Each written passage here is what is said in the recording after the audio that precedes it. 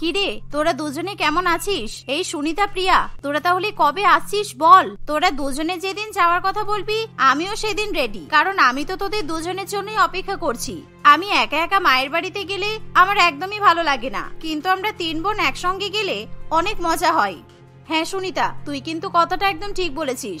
আমিও তোদের দুইজনের জন্য অপেক্ষা করছি। তোরা কবে মায়ের বাড়িতে যাবি আমিও যাব। আচ্ছা তাহলে 2 দিন পরে ঠিক করা হোক, আমরা 3 বোন 2 দিন পর মায়ের বাড়িতে যাব, কেমন? হ্যাঁ ঠিক আছে, কোনো অসুবিধা নেই। তাহলে আমি মাকে ফোন করে বলে দেব 2 দিন পর আমরা 3 জনে যাচ্ছি। এইভাবেই সুনিতা, কবিতা এবং প্রিয়া তারা 3 বোন একে অপরের সঙ্গে ফোনে কথা বলে আর মায়ের বাড়িতে যাওয়ার প্ল্যানিং করে। মায়ের বাড়িতে যাবে বলে তারা 3 বোন প্রচন্ড পরিমাণে খুশি হয়, কারণ তারা 3 বোন অনেকদিন মায়ের বাড়িতে যায়নি, আর সেই জন্য তারা মায়ের বাড়িতে যাওয়ার জন্য খুবই আগ্রহী হয়ে ওঠে।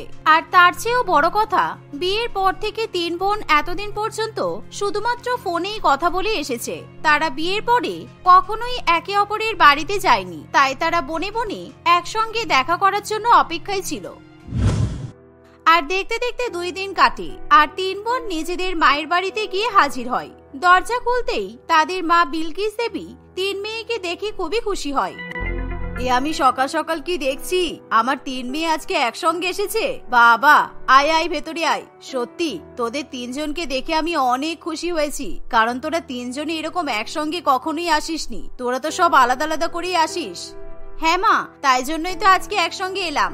আলাদা আলাদা করে এলে কিন্তু মজা লাগে না। আর তাছাড়া বাড়িতে তো আর কেউ নেই, আমরা 3 বোন ছাড়া। বাবাও তো কাজের জন্য সবসময় বাইরেই থাকে, আর তুমিও রান্না বান্না করতেই ব্যস্ত থাকো। তাই আমি ভাবলাম 3 বোনে একসঙ্গে এলে মজা হবে। খুব ভালো করেছিস তোরা। সত্যি তোদের 3 জনকে একসঙ্গে দেখে আমার খুব ভালো লাগছে। আজকে আমি তোদের 3 বোনের জন্য স্পেশাল নতুন আইটেম রান্না করব, যেগুলো তোদের খুব পছন্দ। আচ্ছা তোরা 3 জনে ভেতরে এসে বস, আর কে কি খাবি আমাকে বল। এতদিন পরে এসেছিস, তোদের পছন্দ মতো খাবার রান্না করতে হবে তো। আমার তো তোমার হাতে স্পেশাল বিরিয়ানিটাই ভালো লাগে, তুমি আমার জন্য স্পেশাল করে বিরিয়ানি বানাও। আর মা, আজকে কিন্তু আমি তোমার হাতে চিকেন কষা আর ভাত খাবো, কারণ বিরিয়ানি খেতে আমার অতটাও ভালো লাগে না। আর আমি আবার আলাদা করে কি রান্না করতে বলবো? তোরা দুজনেই তো খাবারের অর্ডার দিয়ে দিলি। আর তাছাড়া মা, তোমার হাতে সব রান্নাই আমার খেতে খুব ভালো লাগে, তুমি যা রান্না করবে আমি তাই খাবো। এই শুনে বিলকিস দেবী তার 3 মেয়ের পছন্দ মতো খাবার রান্না করতে রান্নাঘরে চলে যায়। আর অন্যদিকে 3 বোন একে অপরের সঙ্গে গল্পে জুড়ি নিয়ে বসে পড়ে। আসলে তারা 3 বোন মায়ের বাড়িতে আসার জন্য এতটা উৎসুক ছিল, কারণ মায়ের বাড়িতে এলে তাদেরকে কোনো কাজকর্ম করতে হবে না। তারা শুধু সারাদিন বসে বসে গল্প করতে পারবে আর মায়ের হাতের ভালো ভালো খাবার খেতে পারবে, যেটা তারা 3 বোন শ্বশুর বাড়িতে কখনোই করতে পারে না। কিছুক্ষণের মধ্যেই বিলকিস দেবী মেয়েদের পছন্দ মতো খাবার নিয়ে চলে আসে। কবিতা, সুনিতা, প্রিয়া, তোরা কোথায় গেলি? আয় আয় খাবি আয়। তোরা যখন থেকে এসেছিস তখন থেকে তো শুধু গল্প করেই যাচ্ছিস। আয় একটু আমার সঙ্গেও গল্প কর এবার।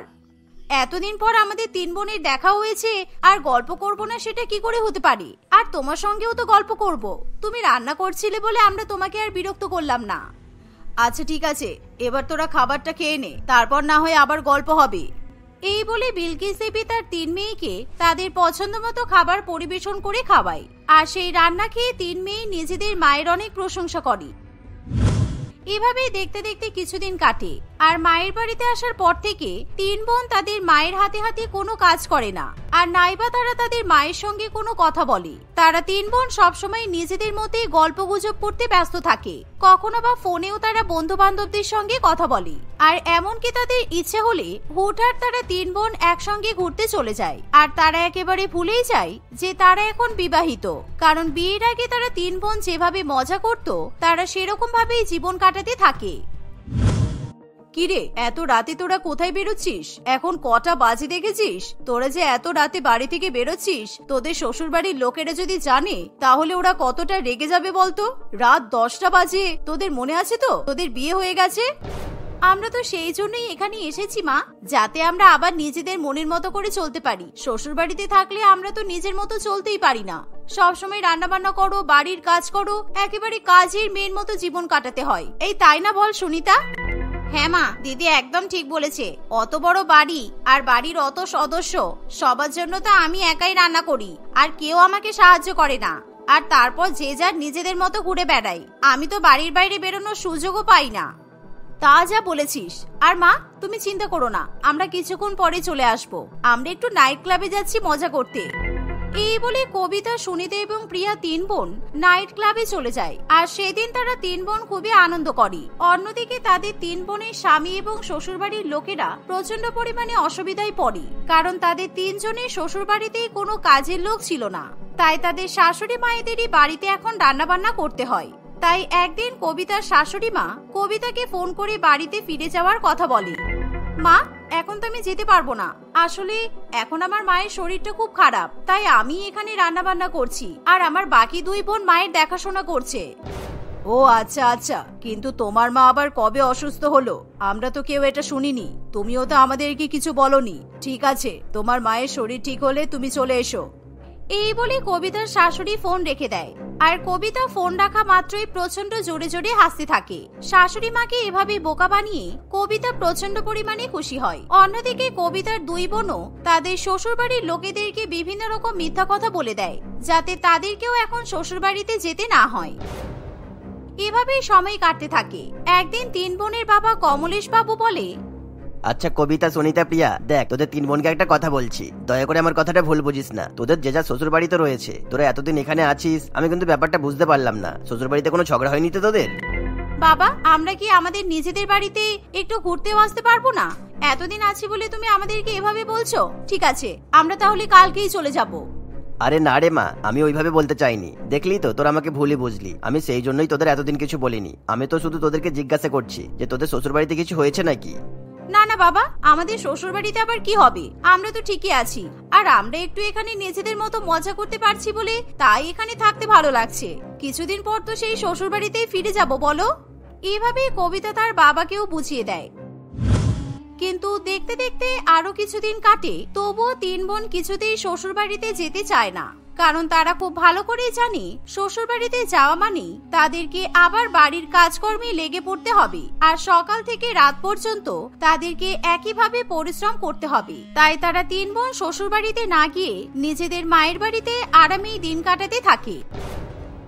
একদিন তারা 3 বোন তাদের মাকে আবার পছন্দ মতো খাবার রান্না করতে বলে, কিন্তু সেদিন তাদের মা রান্নাঘরে গিয়ে মাথা ঘুরে পড়ে যায়। আচ্ছা, মা আমাদের জন্য অনেকক্ষণ ধরে তো রান্না করছে, এতক্ষণ তো মায়ের সময় লাগে না? এতক্ষণ ধরে মা কি রান্না করছে? চল তো একবার গিয়ে দেখে আসি মা কি করছে। এই বলে কবিতা, সুনিতা এবং প্রিয়া 3 বোনই মায়ের কাছে যায়। আর তারা রান্নাঘরে গিয়ে একেবারে চমকে ওঠে। এ কি মা, তোমার কি হলো? ও মা, চোখ খোলো। এই দিদি, তাড়াতাড়ি মাকে ধর আর জল নিয়ে আয়, মায়ের চোখে মুখে একটু জলের ছিটা দিতে হবে। এই বলে তারা 3 বোন তাদের মাকে ধরে তোলে আর বাইরে হলরুমে নিয়ে গিয়ে এসিতে বসিয়ে দেয় আর চোখে মুখে জলের ছিটা দেয়। কিছুক্ষণ পর বিলকিস দেবীর জ্ঞান ফিরে আসে। মা, কি হয়েছিল তোমার? তুমি এভাবে রান্নাঘরে পড়েছিলে কেন? তুমি কি ঘুমিয়ে পড়েছিলে? তোদের কি মনে হয় আমি এত কুড়ে যে আমি রান্নাঘরে রান্না করতে গিয়ে ঘুমিয়ে পড়বো? শোন, তোরা 3 জনে যেদিন থেকে এই বাড়িতে এসেছিস সেদিন থেকে আমি তোদের পছন্দ মতো খাবার রান্না করছি। আজকেও আমি তোদের পছন্দ মতো খাবারই রান্না করছিলাম, তখন হঠাৎ করে আমার মাথাটা ঘুরে গেল। আসলে এই কদিন তোদের বাবার ঠিক মতো কাজ হচ্ছে না, তাই আমি একটু চিন্তাতেই ছিলাম।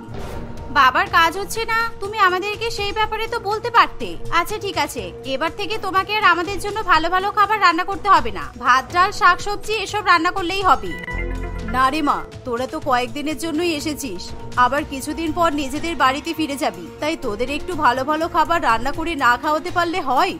ঠিক আছে, আমি এখন সুস্থ হয়ে গেছি, আমি রান্নাঘরে যাচ্ছি। এই বলে বিলকিস দেবী শারীরিক অসুস্থতা নিয়েও রান্নাঘরে গিয়ে তার মেয়েদের জন্য রান্না করে। কিন্তু তাতেও সুনিতা, কবিতা এবং প্রিয়ার কোনো কিছু মনে হয় না। তারা আবার নিজেদের মধ্যে গল্পগুজব করতে থাকে। তারা একবারের জন্য বোঝার চেষ্টা করে না যে তাদের মায়ের শরীর কতটা খারাপ। এভাবে কিছুক্ষণ কাটে আর বিলকিস দেবী অসুস্থ শরীর নিয়েই তার 3 মেয়েকে খাবার পরিবেশন করে খাওয়ায়। আচ্ছা মা, তোমার কি শরীর খারাপ লাগছে? না, তোমাকে দেখে একটু অন্যরকম মনে হচ্ছে। হ্যাঁ রে মা, আজকে আমার শরীরটা খুব খারাপ লাগছে। আর যদি তোরা পারিস তাহলে এই এঁটো বাসনগুলো একটু ধুয়ে রেখে দিবি, আমাকে একটু রেস্ট করতে হবে। মায়ের মুখে বাসন মাজার কথা শুনে 3 বোন প্রচন্ড পরিমাণে বিরক্ত হয়। এই সুনিতা, তুই কিন্তু বাসনগুলো ধুয়ে নিবি কেমন? আর তাছাড়া আমি কালকেই নতুন নেল পলিশ পরেছি, বাসন মাজলে আমার নেল পলিশ কিন্তু উঠে যাবে। কি, আমি বাসন ধোবো? না না, আমি বাসন মাজতে পারবো না। মা, তুমি একটু দাঁড়াও, আমাদের এক্ষুনি খাওয়া হয়ে যাবে। তুমি না হয় বাসনগুলো ধুয়ে রেখে তারপরে রেস্ট করতে যাবে। মেয়েদের মুখে এমন কথা শুনে বিলকিস দেবীর খুবই খারাপ লাগে, কিন্তু তবুও সে কিছু না বলে চুপচাপ সেখানে দাঁড়িয়ে থাকে। আর 3 মেয়ের খাওয়া দাওয়া হয়ে গেলে তাদের মা বাসন ধুয়ে রেখে তবেই নিজের রুমে যায়। আমি আমার মেয়েদের জন্য কত কিছুই না করছি, কিন্তু ওরা একটু আমার কষ্টটা বুঝতে পারছে না। আমি ওদেরকে একবারও সাহায্যের জন্য ডাকি না, কিন্তু আজকে আমার শরীর অসুস্থ, তবুও ওরা একটু বাসনটাও ধুয়ে রাখতে পারলো না। সত্যি এবার এদেরকে শ্বশুর বাড়িতে চলে যেতে বলতে হবে। এরা শ্বশুর বাড়িতেই ঠিক থাকে, বাড়িতে এলেই এরা সবাই খুবই কুঁড়ে হয়ে যায়। এই বলে বিলকিস দেবী তার মেয়েদের শাশুড়ি মাকে ফোন করে আর তাদেরকে নিজের বাড়িতে আসার কথা বলে। পরের দিনই 3 বোনের শাশুড়ি মা সেখানে এসে হাজির হয়। তোমার মায়ের শরীর অসুস্থ, কিন্তু তবুও তোমরা তোমাদের মাকে না দেখে 3 বোন গল্প করতে ব্যস্ত। আর বৌমা, তুমি আমাকে কি বললে তুমি রান্না বান্না করছো আর তোমার 2 বোন তোমাদের মায়ের দেখাশোনা করছে। আমি যা শুনলাম তোমার মাই তো সংসারের সব কাজকর্ম করছে। তোমরা যখন নিজের মাকেই দেখছো না, তাহলে আমরা তো শাশুড়ি মা, আমাদের যখন কিছু হবে তখন কি তোমরা আর আমাদের খেয়াল রাখবে? তাই আমরা ভেবে নিয়েছি আমরা আর তোমাদেরকে বাড়িতে নিয়ে যাব না, তোমরা সারা জীবনের মতো বাপের বাড়িতেই থাকো। শাশুড়ি মায়েদের মুখে এমন কথা শুনে 3 বোন একেবারে ভয় পেয়ে যায় আর তারা তখনই কাঁদতে কাঁদতে সকলের কাছে ক্ষমা চায়। এমনকি 3 বোন তাদের মায়ের কাছেও ক্ষমা চায়। আর সেদিনই তারা নিজের নিজের মতো শ্বশুর বাড়িতে ফিরে যায় আর আবার আগের মতো হাসি খুশি সংসার করতে থাকে।